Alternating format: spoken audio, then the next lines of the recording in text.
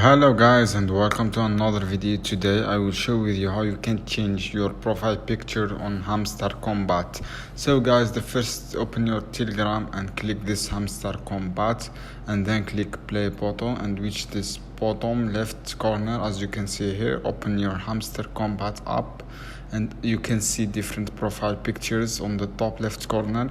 Click the profile and scroll down a little bit, and you can see choose different profile picture for your profile. So guys, this is how you can change your profile on Hamster Kombat. You can choose different option as you can see here.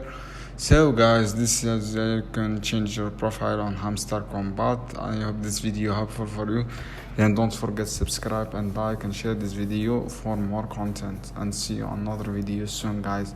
Any question down below in the commenter, and I will happy to answer your question.